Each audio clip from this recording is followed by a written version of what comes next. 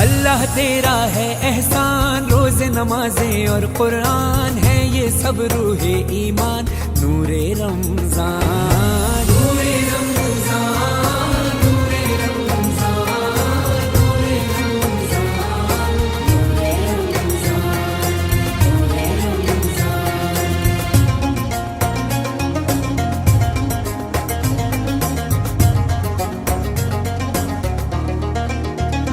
YouTube family, मेरी दुआ है कि जहाँ रहें खुश रहें, आबाद रहें, अल्लाह की अमान में रहें। और मैं भी बिल्कुल ठीक हूँ अल्हम्दुलिल्लाह। और इसी प्यारी सी दुआ के साथ अपना ब्लॉग कर लेते हैं स्टार्ट। यहाँ पर है जी सहरी का टाइम। यहाँ फैज़ी बना रही हैं अपने पप्पा के लिए अंडे और मैं बना रही थी पराठे। तो जनाब पराठे की बिल्कुल भी वीडियो शूट नहीं हो पा रही कि मैं क्या बना रही हूँ बस। और फैज़ी जो है पीछे आप देख रहे हैं कितनी जल्दी जल्दी भाग दौड़ कर रही हैं जैसे कि अजान होने वाली हो। ऐसा नहीं है, मैंने वीडियो फास्ट फॉरवर्ड की हुई है। और जनाब मैं बस पराठों पर घी लगाऊंगी। 3 पराठे जो हैं मुझे बनाने हैं और 2 पराठे मुझे सिर्फ ना फ्रोज़न पराठे सेकने हैं जो कि फैज़ी और आमना के होंगे। बाकी ये वाले 3 पराठे हम बड़ों के हैं। तो बस मैं इनको बना लूँगी। और फैज़ी भी आ गई थी इधर अपने पापा के लिए। वही अंडा है ये जो आपने अक्सर मेरे सुबह के व्लॉग में देखा होगा कि उनके लिए बनता है हल्दी वाला और लहसुन अदरक वाला ना, अक्सर आपके साथ शेयर किया है मैंने। और यहाँ मैं बना रही थी पराठे और आप देख लें कितने बड़े बड़े माशाल्लाह से पराठे हैं। और आप इनकी बड़ा होने का अंदाज़ा ना जब मैं आप फ्रोज़न पराठे सेकूँगी ना तो अब देखिएगा कि ये बड़े हैं या वो बड़े हैं। बहरहाल पराठे बन रहे हैं। और वो सामने जो है ना हमने शामी का कुछ मिक्सचर बचा लेते हैं हम जब शामी बनाते हैं। और उसको फिर हम इसी तरह से ना फ्राई पैन में कढ़ाई में ऐड कर देते हैं घी डालने के बाद या ऑयल डालने के बाद। और थोड़ा सा जब ये पकने लगता है ना एक तरह से फ्राई होने लगता है तो उसमें हम 2 या 3 अंडे फेंट कर और वो ऐड कर देते हैं। और फिर उसको मिक्स करके कवर करके पकने रख देते हैं, यानी कि दम पर लगा देते हैं 4 से 5 मिनट के लिए। वो अच्छे से पक जाते हैं तो वो फिर हम पराठों के साथ एंजॉय करते हैं। ये नॉर्मल डेज़ में भी यानी कि रमज़ान के अलावा भी हम इसी तरह एंजॉय कर लेते हैं इसको। शामी कबाब जैसे कि आपको मैंने फ्रीज़ करना सिखाए हैं, बस उसी का ये मटीरियल बचा के रखा हुआ था और इसको हम सहरी में एंजॉय करेंगे, ठीक है। अब यहाँ मैं बना रही थी एक पराठा अपने हस्बैंड का जिसमें जो कि बन रहा है ऑलिव ऑयल से। आप इसको सरसों का ऑयल नहीं समझिएगा, ये है ऑलिव ऑयल। तो बस जैसे कि मैं अक्सर आपको वीडियोस में बताती हूँ डाइट कॉन्शियस हैं तो वो पराठे खाना ही अच्छा नहीं समझते। लेकिन यह है कि जब मैं उनको थोड़ा सा बताती हूँ समझाती हूँ कि देखें इस इस सालन के साथ या इस तरह की चीज़ के साथ ना पराठे अच्छे लगेंगे तो मैं ऑलिव ऑयल में बना देती हूँ तो फिर वो एग्री हो जाते हैं। खैर इतना ज़्यादा नहीं खाते। बहरहाल ये आमना और फैज़ी के पराठे हैं जो कि फिर बिल्कुल 2-2 निवाले की तरह होते हैं। यहाँ हमारी सहरी रेडी हो गई थी और आज हमने फैनी नहीं खाई क्योंकि फैनी आज हो गई थी ख़त्म और हम में से किसी को भी याद नहीं रही मंगानी। और ये खजला है, ये भी हमारा देसी घी का खजला होता है। और बस सहरी हमने एंजॉय कर ली थी। और मैंने सहरी में ही ना ये माश की दाल भिगो दी है 1 कप। इसको अच्छे से मैंने वॉश कर लिया था, उसे भिगो दूँगी। सहरी का टाइम था, अब दोपहर का टाइम है क्योंकि यानी कि ज़ोहर के बाद ना फैज़ी और मैं आ जाते हैं किचन में क्योंकि चाट को आपको बता चुकी हूँ मैं ठंडा करना होता है तो सबसे पहले हम चाट ही बना के रख देते हैं। और यहाँ मैंने ये चटनी बनाई है खुबानी की मीठी चटनी। इसकी रेसिपी मैं किसी और दिन आपके साथ शेयर करूँगी, वीडियो मेरी बहुत ज़्यादा लंबी होने लगी थी। और ये मैं बना रही हूँ उधर ये जो मैंने प्रीमिक्स बना के रखा हुआ है ना पकोड़ा प्रीमिक्स, इसकी रेसिपी आपके साथ शेयर की है। आप उस रेसिपी को ज़रूर फॉलो कीजिएगा, उससे बहुत ज़्यादा ईजी हो जाता है। आप बस निकालें बर्तन में और उसे पानी ऐड करें और फेंट लें।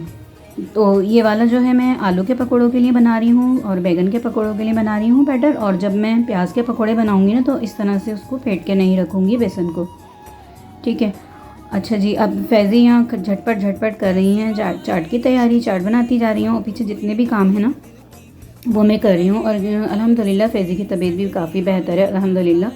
बस ये देखें उधर मैंने छोले रेडी कर लिए थे, इधर उन्होंने चाट रेडी कर ली है, क्रीम वगैरह भी मिला दी है और बस इसको हम कवर करके रख देंगे। अच्छा मैं एक बात शेयर करना चाह रही थी, ये वाला जो हमारा मेलामाइन का डिनर सेट है ना इस पर ये क्लीन रैप बिल्कुल काम नहीं करता तो बस मैंने उसको वैसे ही लपेट के रख दिया। हाँ कांच पे और ये जो ग्लास वाले बर्तन होते हैं ना इन पे ईजीली हो जाता है। और ये मेरे दही बड़े हैं जो कि अब मैं बनाना सिखा रही हूँ आपको। तो जो दाल मैंने उस वक्त दिखाई थी ना सहरी में भिगोई है उसका मैंने सारा पानी निथार लिया है। अब मैं इसमें तकरीबन पौना कप पानी और ऐड करूँगी, यानी कि थोड़ा थोड़ा करके करूँगी, एकदम से नहीं करूँगी, ठीक है, क्योंकि थोड़ा सा ना बैटर को देखना भी पड़ता है कि कितना रनी बनाना है हमें और कितना थिक बनाना है। तो समटाइम ऐसा होता है कि हाफ़ कप भी इसमें लग सकता है, समटाइम ऐसा होता है 1 कप भी लग सकता है, बट मेरा जो है ना यहाँ पर 1/3 कप लगा था, यानी कि पौना कप लगा था। तो यानी कि 1 कप में से आप कह सकते हैं चौथाई हिस्सा कम कर लें, 3 हिस्से लगा था 1 कप में से। मैं आपको समझा नहीं पा रही, मुझे नहीं समझ आ रहा मैंने क्या कुछ कह दिया। बहरहाल तो अब मैंने ना पौना कप पानी ऐड कर दिया है टोटल इसमें थोड़ा थोड़ा करके, और इसे मैं एक रनी सा लिक्विड सा बना लूँगी। और इसका दाना ख़त्म करना है हमें, इतना फ्लफ़ी इसको हमें पेस्ट बनाना है ना इसका। जितना आपका ये पेस्ट अच्छा बना होगा, फ्लफ़ी बना होगा, देखें इसमें मैं कुछ भी ऐड नहीं करी, जस्ट मैंने इसको दाल को लिया है पानी ऐड करके और पीस लिया इसको। और कोशिश यही करें कि इस तरह का ना बड़ा खुले मुंह की जार हो आपके पास। ये मैंने तो जूसर जग में लिया है अपने, तो इजीली ना ये इसमें ग्राइंड हो जाता है और स्मूथ सा पेस्ट बन जाता है। मैं दिखा दूंगी आपको जब मैं इसको इसमें ऐड करूँगी ना। देखें, ये देखें कितना स्मूथ सा पेस्ट है और कितना थिक है, ये भी आपको नज़र आ रहा होगा। सारा मैं निकाल लूँगी इसमें से। अब मैं आपको दिखाती हूँ, देखें ये एकदम रेडी है हमारा। इतने मेरे इसके डालते ही पानी में फ्लोट करने लगा ये। अगर ये बैठ जाता तो समझ लें अभी हमारे बैटर में कसर है। अच्छा जी, ये अब थोड़ा सा 10 से 15 मिनट हो गए थे रखे हुए इसको। अब मैं बनाने जा रही थी इसके पकोड़े। तो मैंने इसको, क्योंकि ये बैटर ना फिर थोड़ा सा बैठ जाता है, यानी कुछ देर अगर हम रखें, तो हमने ना इसको 10 से 15 मिनट इस तरह से एक ही डायरेक्शन में ना, चाहें तो आप बीटर से बीट कर लें, चाहें तो आप विस्कर से विस्क कर लें, लेकिन करना ज़रूर है। अब दोबारा इसको देख लें, अभी भी ये उसी कंडीशन में ही है, ठीक है। अगर मैं इसको अभी दोबारा फेंटने के बाद फ्राई करने से पहले नहीं फेंटती ना, तो ये इस तरह का नहीं होता। और फिर हमारे जो है ना रुई जैसे नरम मुलायम और जैसे कि बलून टाइप बिल्कुल भी नहीं बनते। यहाँ देखें मैंने ऑयल गर्म किया था और गर्म करने के बाद मैंने ठंडा कर लिया इसको, बिल्कुल ठंडा, जैसे कि हम जब गुलाब जामुन फ्राई करते हैं ना, आपको आइडिया होगा इस बात का। और तो इतने छोटे छोटे से बबल्स बनते हैं जैसे कि अब बन रहे हैं। तो बस ये कुछ गुलाब जामुन की ही शेप में आ जाएंगे। अभी तो आप देख लें आड़े टेढ़े से लग रहे हैं। मैंने पहले आपको स्पून से भी ऐड करना सिखाया। अब मुझे आदत है शुरू से ही हाथ से ऐड करती हूँ पकोड़े वगैरह ना। तो अब आप देखें अपना शेप जो है ना होल्ड करते जा रहे हैं अच्छे से, ये देखें। तो बहुत ही ईजी है, कोई इसमें तामझाम नहीं है लंबा चौड़ा। आपने सहरी में दाल भिगो दी, कोई आटा नहीं पीसना, आटा नहीं लाना, सोचना नहीं है कि जी आटे से कैसे बनेंगे, क्या होगा। बिल्कुल कोई गुठली नहीं बनेगी इसमें किसी तरह के। आप देख लें रुई की तरह सॉफ्ट, बिल्कुल हल्के। मैं जब इसमें ड्रॉप कर रही हूँ आपको आइडिया हो रहा होगा कितने हल्के हो रहे हैं। अच्छा जी, इसमें हमने बड़ा स्पून बिल्कुल यूज़ नहीं करना है, सिर्फ इसी के साइज़ का स्पून यूज़ करना है। और देखें उलट हमने इसको एक टाइम यानी कि एक बारी इसको मैंने टर्न कर दिया था एक बार। अब मैं दूसरी बार कर रही हूँ और ये अपनी बॉल की शेप में आ गए, एकदम बलून की तरह फूल गए, इतने ज़बरदस्त लग रहे हैं। और खाने में तो माशाल्लाह माशाल्लाह इतने सॉफ्ट, इतने मज़ेदार कि मैं बता नहीं सकती आपको। ये तो जब आप बनाएंगे, ट्राई करेंगे तो फिर आपको अंदाज़ा होगा, या शायद जो बहुत ज़्यादा तजुर्बा रखते हैं उनको देखने से भी अंदाज़ा हो जाएगा कि ये कितने सॉफ्ट होंगे अंदर से।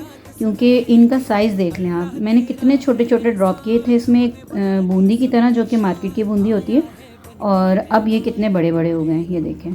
और अभी ये पानी में इनको मैं बहुत ज़्यादा देर नहीं भिगोना हम इनको पानी में, इनको सिर्फ है ना 3 से 4 मिनट भिगोना है। ये ऑटोमेटिकली अंदर से बिल्कुल जालीदार हैं, एक तरह से होल बने हुए, मैं दिखा दूँगी। अब देखें कितने ये सॉफ्ट हैं। मैं इनको ऐड कर रही हूँ और ये ऊपर आते जा रहे हैं तैरते हुए, ये देख सकते हैं। और टेम्परेचर आप देख लें, जितनी देर मैंने उनको पानी में डालने में इधर उधर लगाई है, तो मैंने तेल का जो चूल्हा है ना वो बंद कर दिया था। और वैसे भी ये इनको बिल्कुल मीडियम यानी कि बिल्कुल दम वाली आंच पर ही फ्राई कीजिएगा, दम से थोड़ी सी बढ़ा लें। बिल्कुल दम पे अगर कर लेंगे ना तो फिर ये तेल ना सारा एब्जॉर्ब कर लेंगे ऑयल। देखें अब आप, मैं जब इनको ड्रॉप कर रही हूँ तो कितने हल्के लग रहे हैं, देखें माशाल्लाह, ये देखें। अब मैं इनको ये देखें बिल्कुल बलून की शक्ल हो गई इनकी, ये देखें। स्पून देख रहे हैं आप मैं कौन सा यूज़ कर रही हूँ, ये तो खैर मेजरिंग स्पून है, ये मुझे बिल्कुल सही लगा, परफेक्ट। और अगर ये नहीं है आपके पास तो आप जो हमारा राइस स्पून होता है ना, टेबल स्पून, वो आप यूज़ करें, ठीक है। पहले पेज में तो मैंने उसी से ही बनाया है, ये देखें। फिर फैज़ी ये निकाल के लिए मम्मा इससे उलट पलट करें आप और ज़बरदस्त बनेंगे इससे, वो इसी से ही बनाती हैं फैज़ी, तो इजी रहता है उनको ना। तो अब ये देखें, अब ये सारे हमारे हो गए हैं, मेरे ख्याल से अभी लास्ट के थोड़े से रह गए हैं, वो भी मैं दिखा दूँगी या नहीं दिखाया मुझे याद नहीं है। बहरहाल मैं एडिटिंग कर रही हूँ तो मुझे याद नहीं है कि मैंने पहले आपको वो दिखाए हैं या नहीं। तो तकरीबन भी ना ये बहुत ज़्यादा हो ना, आप 4 से 5 मिनट भिगोएं, इससे ज़्यादा बिल्कुल नहीं भिगोएं। ये देखें ये रह गए हैं, बस मैं ये ऐड कर दूँगी और जो ये वाले हैं ना जो हो गए हैं पहले से, वो मैंने निकाल लूँगी। ठीक है, अब आप देख लें डिश में बिल्कुल भी जगह नहीं थी, सारे फूल कर ना बलून बन गए, एक तरह से बड़े हो गए बलून। तो ये फ्राई करते ही वक्त बन गए थे। और इसके दही में भी कोई इतना लंबा चौड़ा ना कोई ताम झाम नहीं होता कि ये डालें या वो डालें। इसके साथ मैंने बनाई है जो इमली की मीठी चटनी मैं सिखा चुकी हूँ, मेरे चैनल पे अपलोड है, आप देख लीजिएगा। वरना तो मैं 1-2 दिन में है ना जो मैंने इसके साथ अभी बनाई है खुबानी की चटनी, वो मुझे बनानी तो नहीं थी, बस मैंने खुबानी भिगो के रखी हुई थी। ये देखें कितना सॉफ्ट है, अंदर से एक एक परत खुल गई है, बिल्कुल कोई गुठली नहीं है, किसी किसी का लम्ब नहीं बना हुआ है इसके अंदर ना। ये देखें आप कितने खूबसूरत इनका लुक है। और इनको इतने ही हल्के कलर में फ्राई करना है, कोई डार्क कलर नहीं देना हमें, वरना ये ऑयल पी जाएंगे अगर आप इनको ज़्यादा देर तक फ्राई करेंगे। ठीक है, बस ये रेडी हो गए हैं। अभी दही नहीं आई है, मैं दही आएगी जब मैं ऐड करूँगी तो मैं आपको दिखाऊँगी। यहाँ कल फरमाइश पे, आमना की फरमाइश पे बने थे इफ्तार में ना फ्रेंच फ्राइज़, ये रेडीमेड हैं। ये भी हमने ग्रॉसरी शॉपिंग की थी इम्तियाज़ से, तब हम लेकर आए थे। 3 kg का पैकेट लिया था ये हमने। तो अभी ये फ़र्स्ट रोज़ यानी कि पहली बार ना इफ्तार में ये हम फ्राई कर रहे हैं, क्योंकि आमना की फरमाइश थी। आते ही आमना के लिए हैं, अब्दुल्ला भी नहीं खाते शौक़ से, जब आमना के खा रही होती हैं 1-2 खा लिए तो खा लिए, वरना वो नहीं खाते शौक़ से ना। हाँ, अली फैज़ी खा लेते हैं। तो माशाल्लाह बच्चे मेरे ना ये खाते हैं, ये मेयोनीज़ वगैरह कुछ अलग अपने मसाला जात तैयार किए हैं दोनों बच्चियों ने, वो खुद पता नहीं क्या क्या करती रहती हैं, मैं बताती तो हूँ आपको। खैर बहरहाल ये यहाँ पर आ गए हैं, अब इनका फ़ाइनल लुक देख लें दही ऐड करने से पहले। और दही में मैंने आधा किलो दही ली थी और माशाल्लाह इसमें इतनी थिक भी हो गई थी। और मैंने इसमें 3 टेबल स्पून ऐड की थी क्रीम, मिल्क पैक क्रीम। ठीक है, और कुछ भी नहीं। और मैंने इसको सिर्फ 1 मिनट के लिए ये जिसमें मैंने जूसर का जग है ना जिसमें मैंने दाल पीसी थी, बस 1 मिनट मैंने इसको ग्राइंड किया है। ठीक है, और वो फिर मैंने इस पर पोर कर दिया सारा। अब ऊपर से मैं इसमें ऐड कर दूँगी, यानी कि स्प्रिंकल कर दूँगी अपना होममेड फ्रेस्को दही बड़ा मसाला, जो कि मैंने बनाना सिखाया है। मेरे किसी ब्लॉग में ऐड है, अभी परसों के शायद दूसरे तीसरे रोज़े के ब्लॉग में ऐड है, आप देख लीजिएगा। गरम मसाला और चाट मसाला ना, ये वाला यानी फ्रेस्को दही बड़ा मसाला। और ये है हमारी खुबानी की चटनी। ठीक है, इसकी रेसिपी मैं 1-2 दिन में दे दूँगी आपको। वीडियो मेरी बहुत लंबी हो रही थी आजकल ना, 20 मिनट की हो रही थी, लेकिन मैंने अब 15 मिनट की वीडियो की है काट छाट करके, क्योंकि पूरा दिन का ही दिखाना होता है। इफ्तारी की तैयारी भी होती है, फिर सहरी की तैयारी होती है, तो काफ़ी लंबा हो जाता है, फिर उसे खिलाना पिलाना भी दिखाना होता है ना।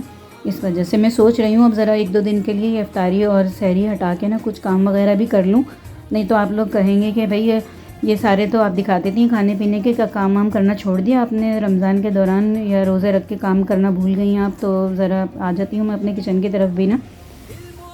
तो क्योंकि जैसे कि मैं बता चुकी हूँ किचन का काम मैं कर लेती हूँ, यानी कि बर्तन वगैरह खाना और सफाई वगैरह ना फैज़ी। तो बस मैं अपना ही काम दिखाऊंगी इंशाल्लाह, और जो फैज़ी करवाएंगी ना। और बहरहाल इतनी बातों में मेरा माशाल्लाह से ये देखें आप, इफ्तार का टाइम हो गया है, इफ्तारी सारी आ गई है, और माशाल्लाह सब अपने रोज़ा भी खोल रहे हैं, एंजॉय कर रहे हैं रोज़ा खोलने के बाद। और अल्लाह पाक सब, मेरी हमेशा से यही दुआ है कि अल्लाह पाक हम सबके दस्तरखानों को इसी तरह सजाए संवारे आबाद रखे, हम सबके घरों में खुशियाँ फैलाए, बरकतें दें, नेमतें दे, रहमतें दें, आमीन सुम्मा आमीन। तो इसी प्यारी सी दुआ के साथ मुझे दें इजाज़त। मेरा अगर सहरी टू इफ्तार व्लॉग पसंद आया तो लाइक शेयर करें, मेरे चैनल को सब्सक्राइब करें, बेल आइकन को क्लिक करना बिल्कुल नहीं भूलें। अल्लाह हाफिज़। अल्लाह तेरा है एहसान, एक हुए सारे इंसान, सज गए घर घर दस्तरखान, नूरे रमज़ान।